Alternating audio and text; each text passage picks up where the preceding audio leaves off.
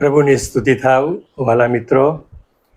ફરી એકવાર આ સંગતમાં પ્રભુ આપણને દોરી લાવ્યા છે, માટે પ્રભુનો ખૂબ આભાર માનીએ છીએ. અને આજની આ સંગતમાં જોડાનાર અને પાછળથી પણ આ સંદેશો સાંભળનાર પ્રભુના સર્વ વાલાઓને પ્રભુ ઈસુ ખ્રિસ્તના નામમાં પ્રેમી સલામ હું પાઠવું છું.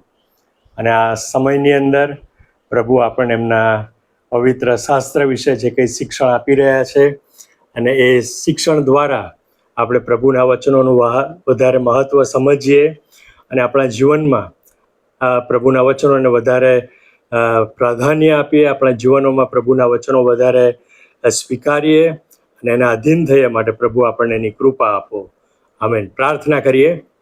અમારા જીવંત અને કૃપાળુ ઈશ્વર પિતા, તમારો આભાર માનીએ છીએ આજના આ સમયને માટે, ફરી એકવાર તમારા ચરણોમાં બેસવાને માટે. પ્રભુ, તમે આ તક અમને આપી છે, તમારો આભાર માનીએ. તમારા પવિત્ર શાસ્ત્ર, તમારા જીવંત વચનોને માટે પણ અમે તમારો ખૂબ આભાર માનીએ છીએ કે જે તમે અમને આપ્યા છે, એટલા માટે કે પ્રભુ અમે અમારા આત્મિક જીવનોમાં વૃદ્ધિ પામીએ, અમે અમારા આત્મિક જીવનોમાં તમારામાં વધુ આગળ વધતા જઈએ. આજે પણ પ્રભુ તમારા વચનો વિશે અમે જે કંઈ શીખવા માગીએ છીએ એમાં તમે અમારી સહાય કરો અને તમારા પવિત્ર વચનો અમને તમારા પવિત્ર આત્મા દ્વારા સમજાવો, અમારા જીવનમાં અમે ઉતારીએ અને પ્રભુ અમે એનો આશીર્વાદ પામીએ એવી કૃપા માગતા તમારા હાથોમાં અમે સોંપાઈએ છીએ. અમારી પ્રાર્થના પ્રભુ ઈસુના નામમાં તમે સાંભળો અને માન્ય કરો. આમેન. આવો આપણે પ્રભુના વચનો વાંચીએ. ગીતશાસ્ત્રનું પુસ્તક અને તેનો 19મો અધ્યાય અને તેની 7મી કલમથી 14મી કલમ સુધી પ્રભુનું વચન આ પ્રમાણે કહે છે. ગીતશાસ્ત્ર 19 અને તેની 7મી કલમથી. યહોવાનો નિયમ સંપૂર્ણ છે, તે આત્માને તાજો કરે છે. યહોવાની સાક્ષી વિશ્વાસપાત્ર છે, તે અબુદ્ધને બુદ્ધિમાન કરે છે. યહોવાના વિધિઓ યથાર્થ છે, તેઓ હૃદયને આનંદ આપે છે. યહોવાની આજ્ઞા નિર્મળ છે, તે આંખોને પ્રકાશ આપે છે. યહોવાનું ભય શુદ્ધ છે, તે સર્વકાળ ટકે છે. યહોવાના ઠરાવો સત્ય તથા તદ્દન ન્યાયી છે. તેઓ સોના, હા ઘણા ચોખ્ખા સોના કરતાં પણ વધારે પસંદ કરવા યોગ્ય છે. મધ, હા મધ પૂળાના ટીપા કરતાં તેઓ મીઠા છે. વળી તેઓથી તારા સેવકને ચેતવણી મળે છે, તેઓને પાળવામાં મોટો લાભ છે.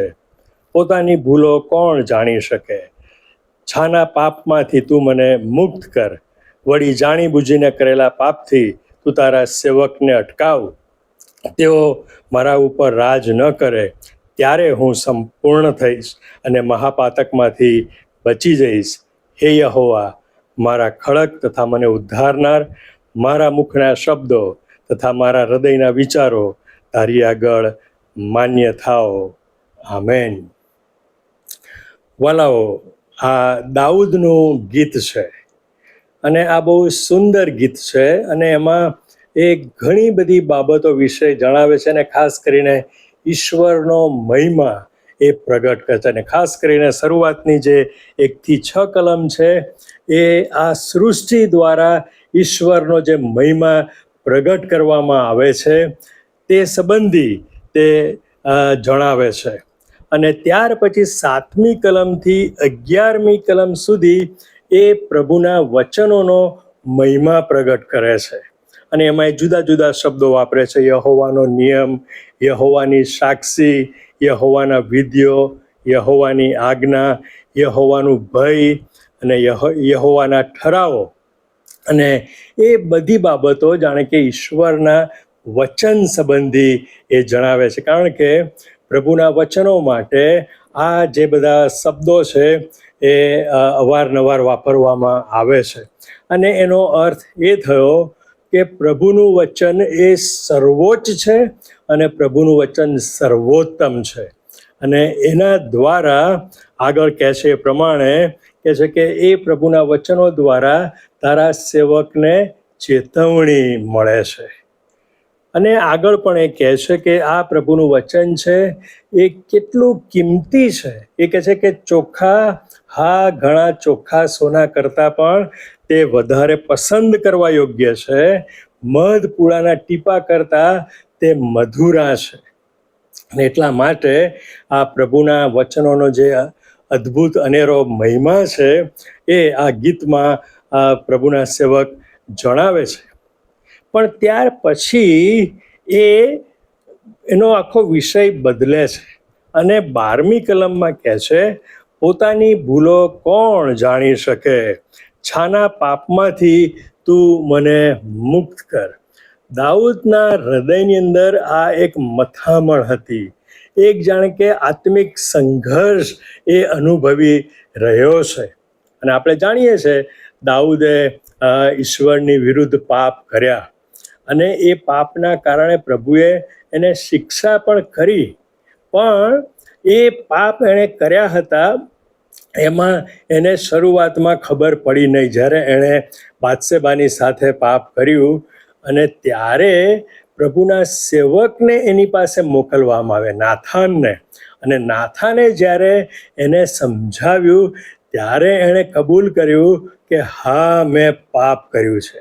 અને એ શમુએલના બીજા પુસ્તકના 12મા અધ્યાયમાં અને ત્યાર પછી 24મા અધ્યાયમાં પણ ફરીથી એ પાપ કરે છે, ઈસરાયેલ લોકોની ગણતરી કરવાનો.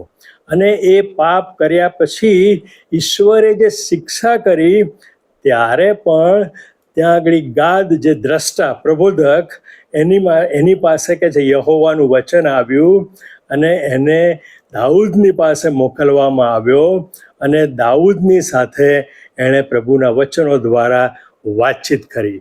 અને ત્યારે દાઉદને જાણે કે પોતાની ભૂલનું ભાન થયું, દાઉદને પસ્તાવો થયો, એણે પોતાની ભૂલ સ્વીકારી. અને એટલે અહીંયા આગળ દાઉદ એ પ્રશ્ન કરે છે કે પોતાની ભૂલો કોણ જાણી શકે.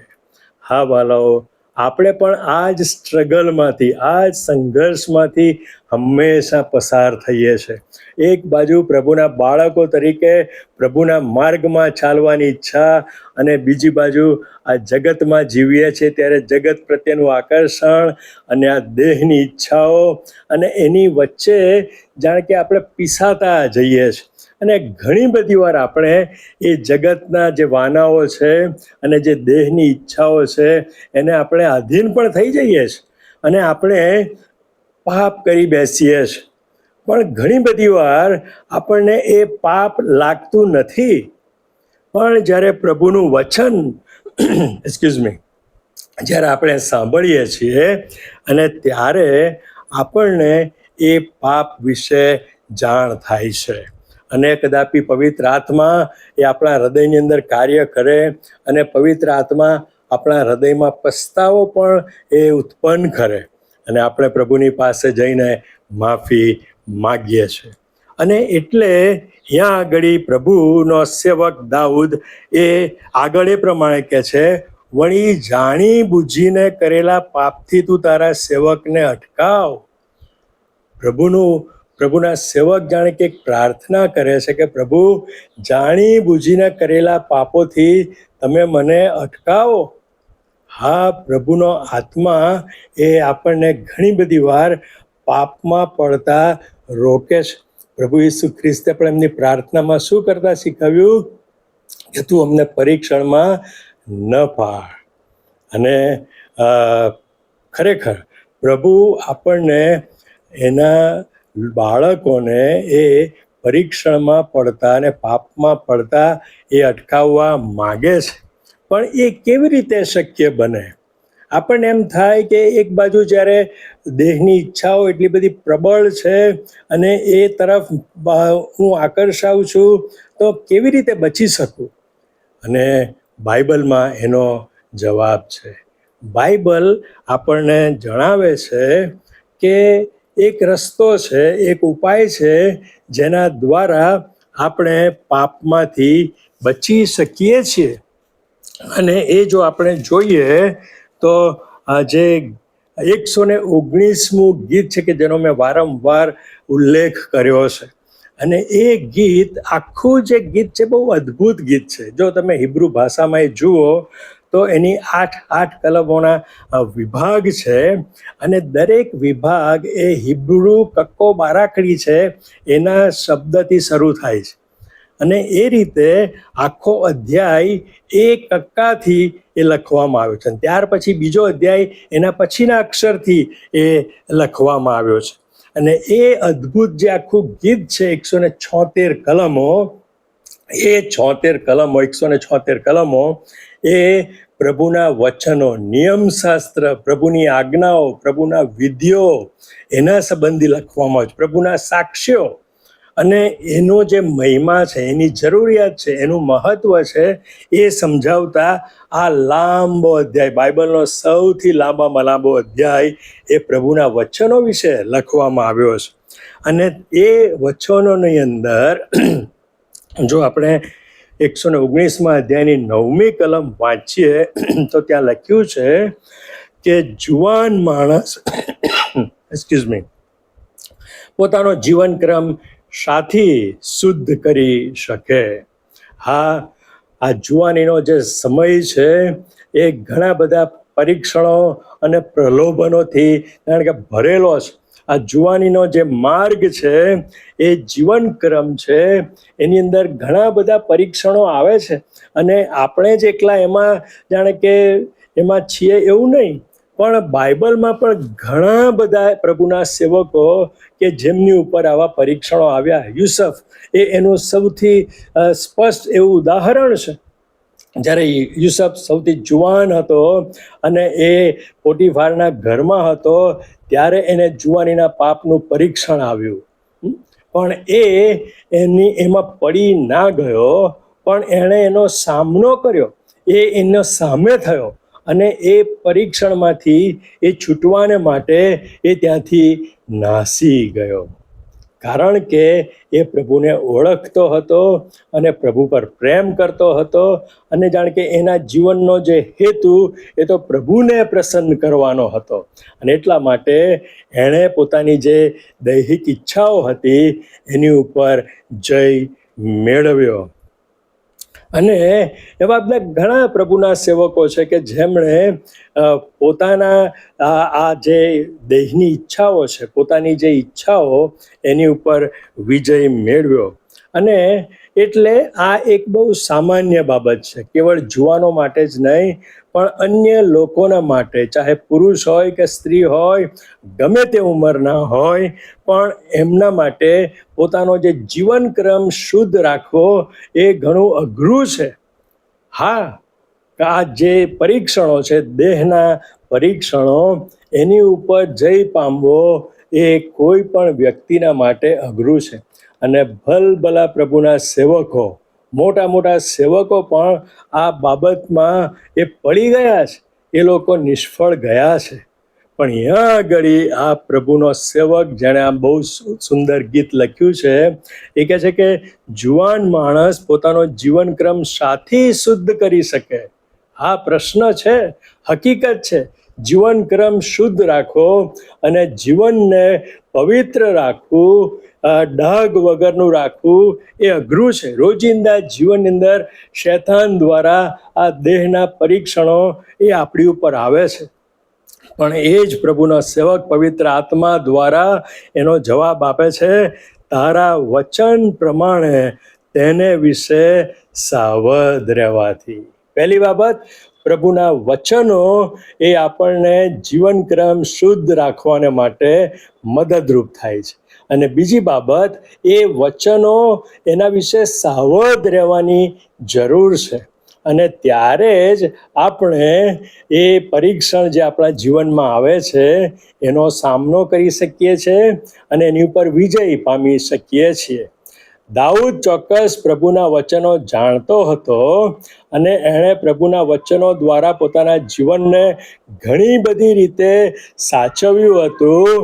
પણ એક સમયે જ્યારે એ આ વચનો સંબંધી સાવચેત ન રહ્યો, અને ત્યારે એ વ્યભિચારનું પાપ એના જીવનમાં પ્રવેશ્યું અને એણે પાપ કર્યું. જો કે પાછળથી એણે પસ્તાવો કર્યો અને પ્રભુએ એને માફ કર્યો, પણ જો એ સાવધ રહ્યો હોત પ્રભુના વચનો સંબંધી, તો એ જરૂર એ પરીક્ષણને ઓળખી શક્યો હોત અને એ પરીક્ષણમાંથી બચી શક્યો હોત. વાલાઓ, આપણે બધા જ પ્રભુના વચનો બહુ સારી રીતે જાણીએ છીએ, અને ખાસ કરીને પ્રભુના સેવકો તરીકે આપણે પ્રભુના વચનો બહુ એનો અભ્યાસ કરીએ છીએ, એના સંદેશાઓ આપીએ છીએ. પણ જે અગત્યની બાબત છે કે આપણા ગાફેલ સમયોની અંદર જ્યારે આપણે બિલકુલ નિશ્ચિંત હોઈએ, આપણું ધ્યાન જ્યારે અન્ય બાબતો તરફ વળી જાય, અને ત્યારે જો એ વચનો વિશે સાવધ રહેતા નથી, તો પરીક્ષણમાં પડવાનો બહુ મોટું જોખમ છે. અને એટલા માટે પ્રભુના વચનો કે છે એને જાણવા તો જરૂરી છે, પણ કાયમ એ વચનોને યાદ રાખીને સાવચેતી રાખવાની જ. અને પ્રભુના સેવક જુવાનોને ને ખાસ કરીને આપણ બધાને એ જાણે કે એક શિખામણ આપે છે કે જો જીવનક્રમ શુદ્ધ રાખવો હોય અને પાપમાંથી બચવું હોય, તો પ્રભુના વચનોને આપણે આપણા જીવનમાં સ્વીકારીએ, પ્રભુના વચનો પર વિશ્વાસ કરીએ અને એ સંબંધી સાવચેત રહીએ, એ વચનો યાદ રાખીએ, અને એ વચનો એ આપણને જરૂર એ પરીક્ષણ અને પાપથી બચાવશે. અને એ જ ગીતમાં આગળ એ પ્રભુના સેવક જાણે કે કમિટમેન્ટ કરે છે, એક જાણે કે નિશ્ચય કરે છે. 11મી કલમ, 119મું ગીત અને એની 11મી કલમ: હું તારી વિરુદ્ધ પાપ ના કરું, માટે મેં તારું વચન મારા હૃદયમાં રાખી મૂક્યું છે. કેટલી અદ્ભુત બાબત વાલા મિત્રો! એણે તો પહેલામાં પહેલું તો એ જાણે છે કે પાપ નિત્ય મારી સામે છે. હું કાયમ પાપ કરી શકું છું અને પાપ કરું છું. મારાથી પાપ થાય છે કારણ કે શૈતાન મને હંમેશા પરીક્ષણમાં નાખીને છેવટે પાપમાં પાડવાનો પ્રયત્ન કરે છે. દાઉદનો અને પ્રભુના સેવકનો એ અનુભવ છે. પણ કે છે કે હું તારી વિરુદ્ધ પાપ ના કરું એવો મેં નિશ્ચય કર્યો છે. વાલાઓ, આપણે બધાએ પણ એ નિશ્ચય કરવાની જરૂર છે. કેવળ વ્યભિચારને જ પાપ નથી કે ખૂન એ જ પાપ નથી. આપણે ઘણી બધી વાર એવા મોટા પાપોને પાપ માનીએ છીએ, પણ બાઇબલ તો આપણને હંમેશા પાપની જે વ્યાખ્યા વિશે સમજાવે છે ને, તો એ કે પ્રભુની આજ્ઞાનો ભંગ કરવો એ પાપ છે. પ્રભુએ આપણને જે ન કરવાનું કહ્યું છે એ જો આપણે કરીએ છીએ તો એ પાપ કરીએ છીએ, અને એમાં ગમે તે બાબત આવી શકે. અને એટલે જો આપણે એવા કોઈ પણ નાના મોટા પ્રકારના પાપથી બચવું હોય, તો પહેલામાં પહેલું તો આપણે મનમાં ઠરાવ કરવાની જરૂર. જે પ્રમાણે દાનિયેલનું પહેલું પુસ્તક, પહેલો અધ્યાય ને તેની 8મી કલમ, ત્યાં કહે છે કે દાઉદે પોતાના મનમાં ઠરાવ કર્યો કે રાજાના ખાણાથી હું અને એના દ્રાક્ષારસથી હું મારી જાતને વટાડીશ નહીં. અને વાલાઓ, મારે ને તમારે એ નિર્ણય કરવાનો છે કે હું મારી જાતને વટાડીશ નહીં. હું પ્રભુની વિરુદ્ધ પાપ નહીં કરું. હું મારી જાતને પાપથી બચાવીશ. અને વાલાઓ, આપણે ઘણી બધી વાર આવા નિર્ણય કરીએ છીએ. પ્રભુના વચનો સાંભળીએ છીએ, પ્રભુના વચનો વાંચીએ છીએ, પ્રભુનો આત્મા આપણી સાથે વ્યવહાર કરે છે, અને આપણે એ જરૂર તરત જ નિર્ણય કરીએ છીએ કે હા, હવે હું આવું નહીં કરું. ઘણી બધી આપણે પસ્તાવો કરીએ, પ્રભુની પાસે માફી માગીએ છીએ અને પ્રભુ માફ કરે છે. પણ શું આપણે એ પાપ ફરીથી કરીએ છીએ?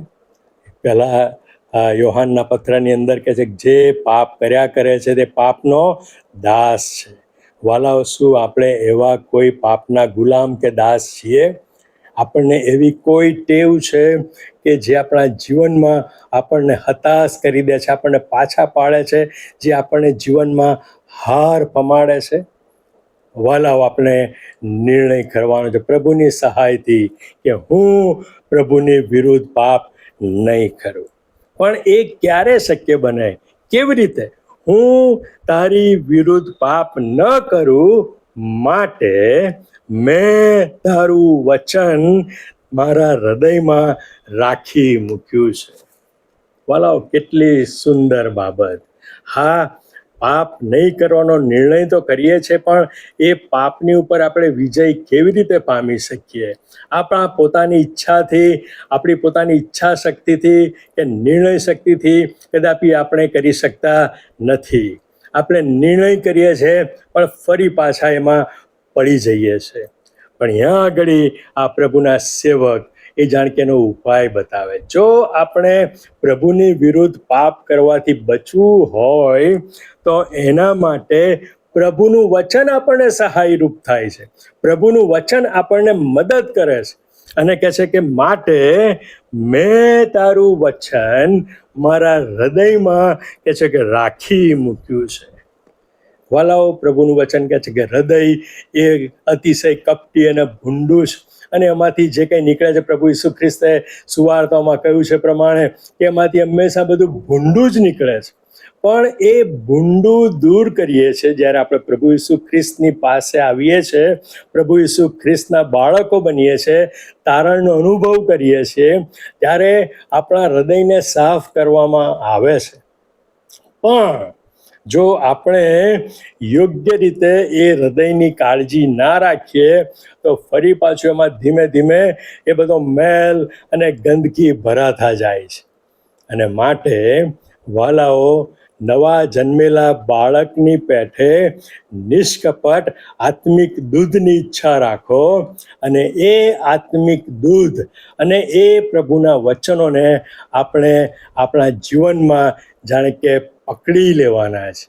અને કેવળ આપણા જીવનમાં નહીં, આપણે ઘણા બધા આ પ્રભુના વચનો તો બહુ બધા મોડે કરીએ છીએ, આપણે જાણીએ છીએ, અને બહુ સારી બાબત કહેવાય. પણ એ કેવળ મગજનું જ્ઞાન હોઈ શકે. આપણે મોડે કરીએ છીએ એ કદાપી પેલા પોપટીયું જ્ઞાન હોઈ શકે. પોપટને આપણે બોલતો શીખવીએ અને ઘણા બધા શબ્દો બોલે, પણ એનો અર્થ એને ખબર પડે નહીં. ઘણી બધી વાર આપણે ખ્રિસ્તી લોકો તરીકે પેલા પોપટ જેવા બનીએ છીએ. પ્રભુના વચનો મોડે કરીએ છીએ, પ્રભુના વચનો વાંચીએ છીએ, પણ એ વચનો આપણા હૃદયમાં ઉતરતા નથી. અને જ્યારે એ આપણા હૃદયમાં ઉતરતા નથી ત્યારે એમાં રહેલી જે ગંદકી છે, એમાં રહેલો જે મેલ છે, એ સાફ થતો નથી. આપણે ગઈ વખતે જોયું હતું કે પ્રભુનું વચન બે ધારી તલવાર સમાન છે, અને એ પ્રભુનું વચન આપણને ઠેઠ આપણા આત્મા અને જીવ સુધી, ઊંડે સુધી એ વિંધનારું છે, એ વિંધી નાખે છે. એક પેલા સર્જનની માફક પેલી એના હાથમાંની જે સ્કાલ્પેલ હોય છે એની મારફત એ જેમ બધો અંદરનો બગાડ સાફ કરે, એ પ્રમાણે પ્રભુનું વચન આપણા હૃદયને એ સાફ કરવું જોઈએ. યોહાનના 15મા અધ્યાયમાં જ્યાં પ્રભુ ઈસુ ખ્રિસ્તે પેલા દ્રાક્ષા વેલાનું ઉદાહરણ આપ્યું છે, ત્યાં પ્રભુનું વચન કહે છે, મેં તમને વચનો કહ્યા છે અને વચનો દ્વારા તમે શુદ્ધ થયા છો.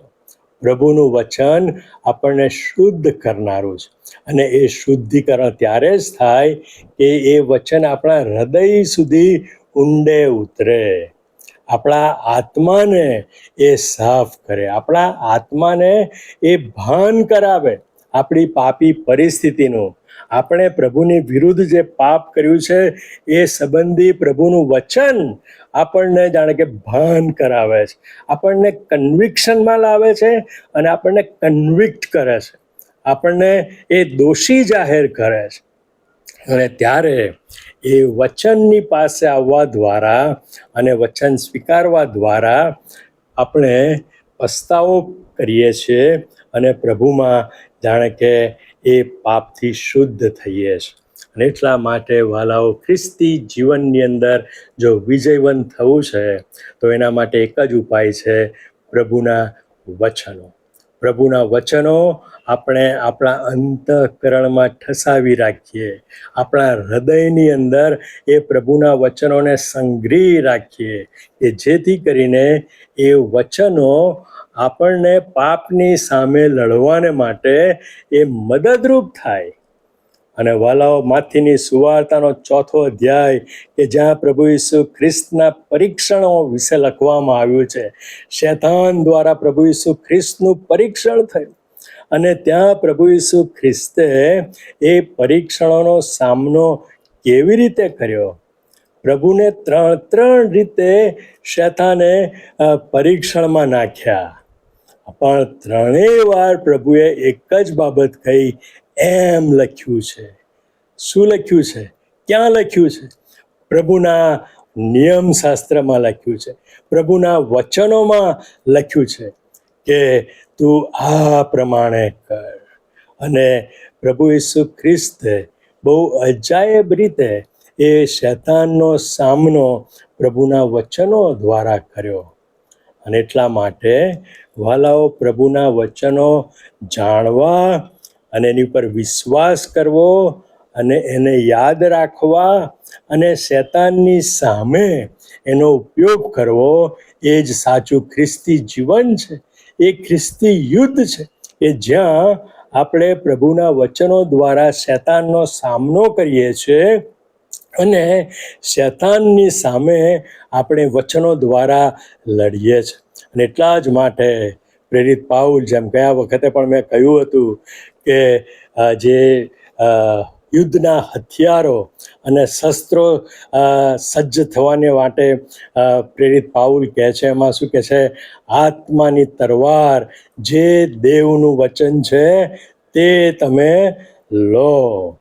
પ્રભુનું વચન એ આત્માની તરવાર છે, એ બેધારી તરવાર છે. એ આપણા જીવનને પણ ઊંડે સુધી વિંધે છે અને એ જ તરવારનો યોગ્ય રીતે આપણે ઉપયોગ કરીએ છીએ ત્યારે આપણે શૈતાનનો સામનો કરી શકીએ છીએ અને શૈતાનને આપણે એના દ્વારા હુમલો કરીને એને હરાવી શકીએ છીએ. એટલા માટે જો પ્રભુનું વચન આપણા હૃદયમાં હશે અને આપણે એ પ્રભુના વચનો પર વિશ્વાસ કરતા હઈશું, એ વચનો આપણને ગીતશાસ્ત્ર 19મા અધ્યાયમાં કહ્યું એ પ્રમાણે સોના કરતાં પણ વધારે મૂલ્યવાન લાગતા હશે. એ વચનોમાં આપણે મધ પૂળાના ટીપા કરતાં વધારે મીઠાશ લાગતી હશે, તો વાલાઓ, એ વચનોને આપણે આપણા જીવનમાં જાણે કે સ્વીકારીશું, આપણા હૃદયમાં એને સંગ્રહી રાખીશું. ને જે પ્રમાણે આ પ્રભુના સેવક કહે છે કે જુવાન માણસ પોતાનો જીવનક્રમ સાથી શુદ્ધ કરી શકે, તારા વચન પ્રમાણે તેના વિશે સાવધ રહેવાથી હું તારી વિરુદ્ધ પાપ ના કરું, માટે મેં તારું વચન મારા હૃદયમાં રાખી મૂક્યું છે. અને આગળ 14મી કલમમાં પણ એ જ બાબત કહે છે કે તારા સાક્ષીઓના માર્ગમાં મને પુષ્કળ ધન દોલત જેટલો આનંદ મળે છે. વાલાઓ, આપણો આત્મિક આનંદ શામાં રહેલો છે? આપણે ખરેખર સાથી ખુશી થઈએ છીએ, કદાપી ભૌતિક વાનાઓમાં કે આપણી નાની મોટી જે સેવાઓ કરીએ છીએ એમાં ખરો સાચો આનંદ એ તો પ્રભુના વચનો આપણને આપે છે. અને એ વચનો પાસે આપણે જ્યારે આવીએ છીએ, એ વચનોને જ્યારે આપણે સ્વીકારીએ છીએ ત્યારે કેવળ એ આપણા માટે સોના રૂપા કરતાં મૂલ્યવાન જ બનતા નથી, પણ આપણા હૃદયમાં સાચો આનંદ આપે છે. એ આનંદ કે કોઈ છીનવી શકતું નથી, એ આનંદ કે આપણને વિજયવંત બનાવે છે અને આપણા મુખ ઉપર એ વિજયનું સ્મિત આપણે ફરકાવી શકીએ છીએ. અને માટે વાલાઓ, આ પ્રભુના વચનો આપણા માટે ખૂબ જરૂરી છે. ઘણી બધી બાબતો અત્યાર સુધી આપણે જોઈ છે અને એમાં એક વધારાની બાબત, ખ્રિસ્તી જીવનમાં જો વિજયવંત થવું છે તો પ્રભુના વચનો એ આપણા માટે બહુ જરૂરી છે. પ્રભુના વચનો આપણને પાપની સામે લડવાને માટે શક્તિ આપે છે. પ્રભુના વચનો આપણને પાપની સામે વિજય મેળવવામાં સહાય કરે છે. અને એટલા જ માટે કોઈકે કહ્યું છે કે either Bible will keep you away from sin or sin will keep you away from the Bible. મતલબ કે કાં તો બાઇબલ તમને પાપથી દૂર રાખશે કે પાપ તમને બાઇબલથી દૂર રાખશે. વાલાઓ, આપણી પરિસ્થિતિ કેવી છે? શું આપણે બાઇબલને અપનાવ્યું છે?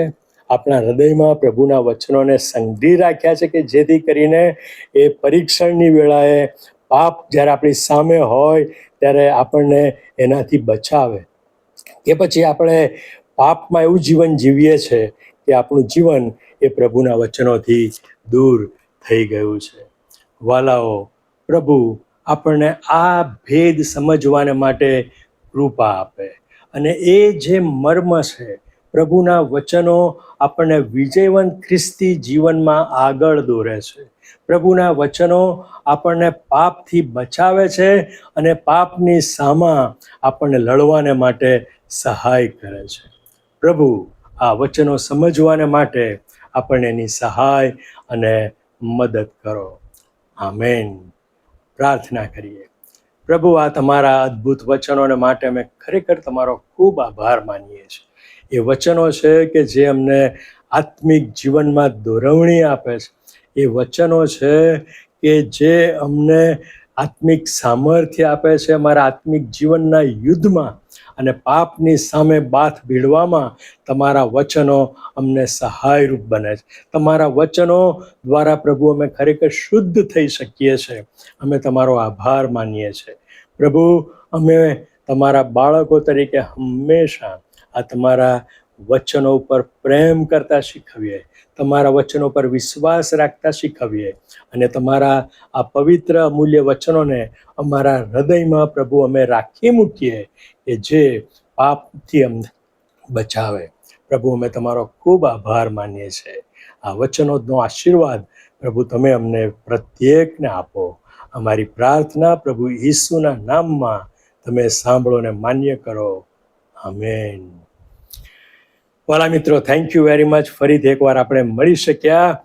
ગયા અઠવાડિયે જો કે મારી તબિયત સારી નહીં હોવાના કારણે હું ડાઉનલોડ કરી શક્યો નહોતો સંદેશો, પણ આજે મળી શક્યા માટે આભાર માનું છું. અને તમે જરૂર આ વચનો દ્વારા આશીર્વાદ પામશો એવી મારી આશા અને પ્રાર્થના છે.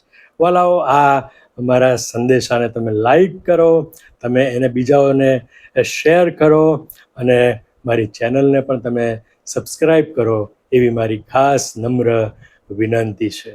ફરી મળીએ ત્યાં સુધી પ્રભુ તમ સર્વને સંભાળી રાખો, તમને આશીષ આપો. આમેન.